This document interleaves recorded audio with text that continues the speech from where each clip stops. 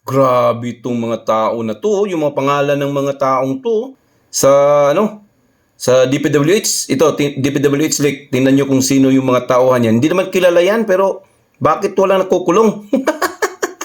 Oh, sabi ni Dayunyor dati na bago magpasko, may mga malaking isda.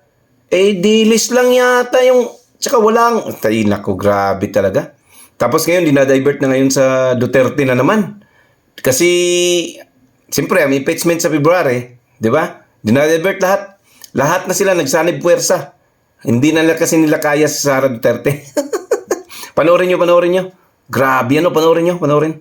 Sino-sino ang nangunguna sa listahan? Alamin sa ikalawang bahagi ng exclusive agenda report. Muling nakakuha ang Billionaire News Channel ng ilan pang bahagi ng tinaguriang DPWH leaks.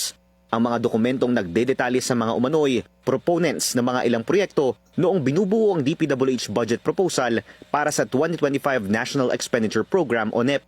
Sa bahaging ito ng aming ulat, ilalabas namin ang ilan sa top proponents mula sa hanay ng mga kongresista. Nang nasa listahan si Bohol 3rd District Representative Christine Alexi Tutor na umano'y may 2.7 billion pesos worth of sponsored projects. Ikalawa si dating Batangas 6th District Representative at ngayon Executive Secretary Ralph Recto na may 2.4 billion pesos. Top 3 naman si ang Probinsyano Party List Representative Alfred De Los Santos na may 2.1 billion pesos worth of sponsored projects. Sunod sa listahan si Negros Oriental 2nd District Representative Manuel Sagarbaria na may 2 billion pesos worth of sponsored projects. 1.6 billion pesos naman ang nakalista sa ilalim ng pangalan ni Palawan 2nd District Representative Jose Alvarez. 1.6 billion pesos din kay Leyte 1st District Representative at dating House Speaker Martin Romualdez. 1.5 billion pesos naman kay Noy Surigao del Sur 2nd District Representative Johnny Pimentel.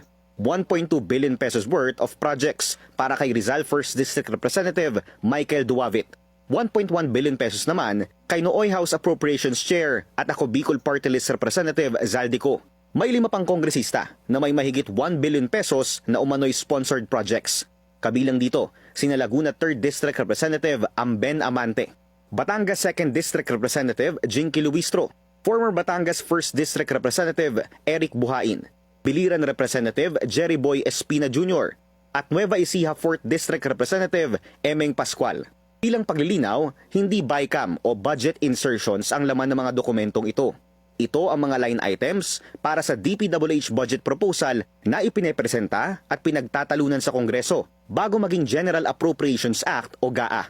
Sa sworn affidavit ni former DPWH Undersecretary Roberto Bernardo, idinetali niya ang proseso ng pagbuo ng DPWH budget proposal at kung ano mga umano'y inappropriate intervention na natatanggap ng ahensya mula sa ilang mga personalidad tulad ng mga politiko.